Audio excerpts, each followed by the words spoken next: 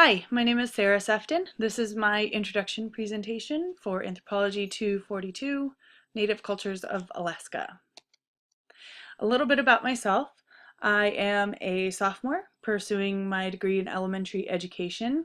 I come by that career path naturally. You could say my grandmother, both of my parents, three of my aunts and uncles, and my sister are all educators of different ages. We recently moved here, my family and I, from Okinawa, Japan. That was where we were stationed before we came here to Eielson. We were there for about 6 years. And we recently moved up from Eielson to break our long streak of 11 years living in base housing to move into a little cabin in the woods. So we are definitely settling in here in Fairbanks, happily.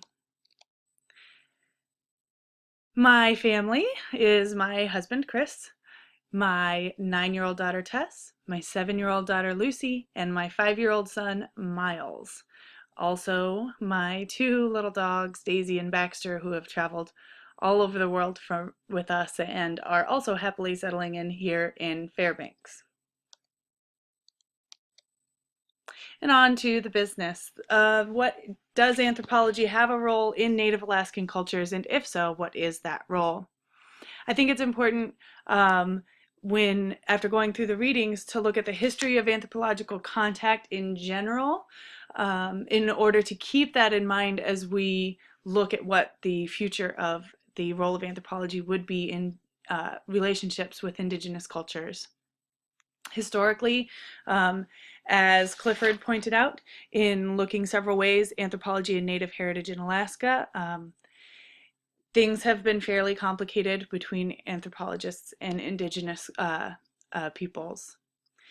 There was an assumption of free scientific access that allowed anthropologists to sort of have free reign within the cultures that they were studying, rather than doing things with permission of the tribes or villages with whom they were dealing. That included removal of remains without permission and the commodification of their traditions, making things, commercializing normal functions within those tribes. Clifford also went on to discuss the heritage projects and the importance of heritage projects.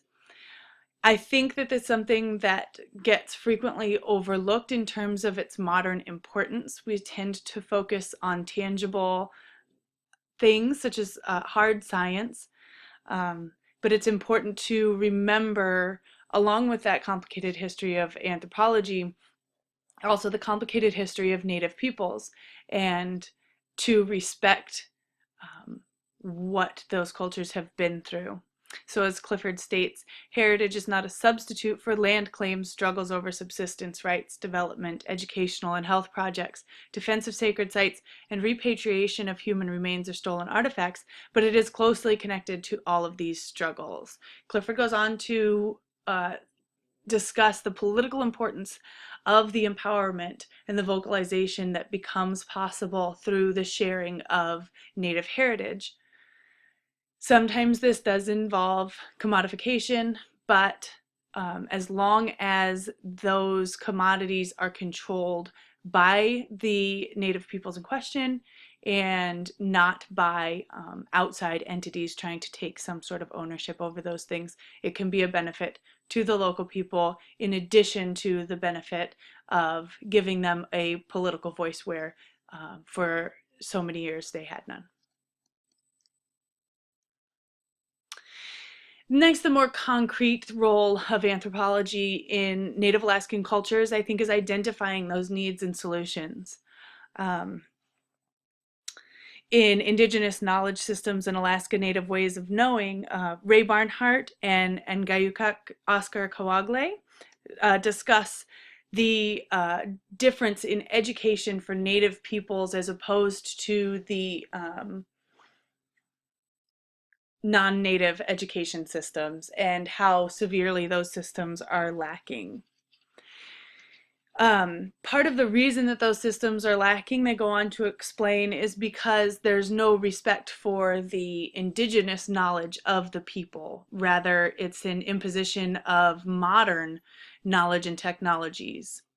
As they write, with the intervention of modern technology, the knowledge associated with that symbolic relationship is slowly being eroded.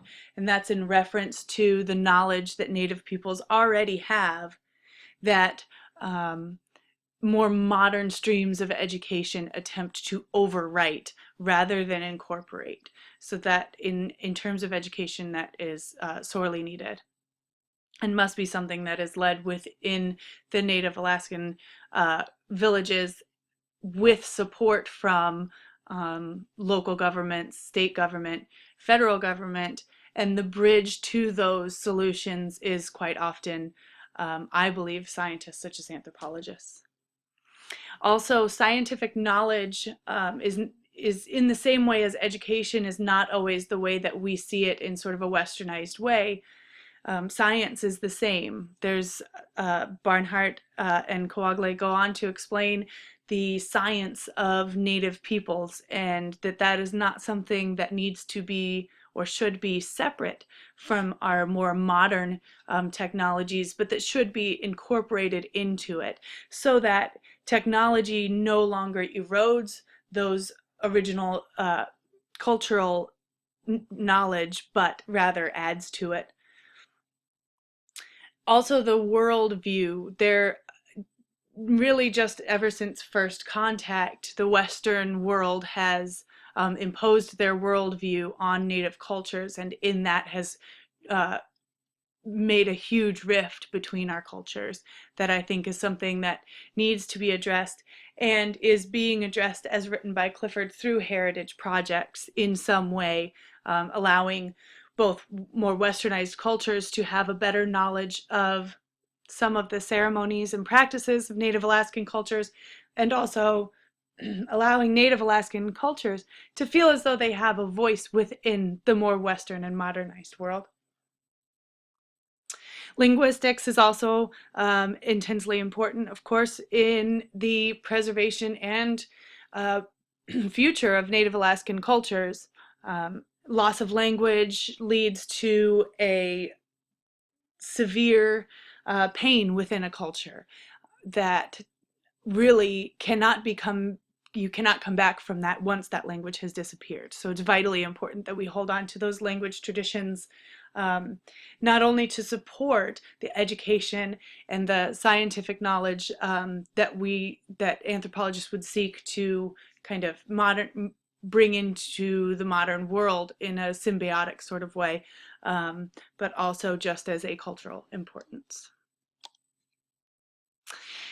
In conclusion, I think it's important to keep an awareness of history, not only of anthropological research and the way that it was handled in the past, but also of what the Native cultures were before contact, how contact of Western cultures affected the Native Alaskan cultures, and where we are today post-contact. Also the importance of heritage to not only the Native Alaskan cultures, but also those living in harmony with them, and bridging the gaps and adjusting to new information so that modernity no longer takes over for traditions, but rather that those traditions can live in a modern way that preserves the culture. Thank you very much, and I look forward to the rest of the semester.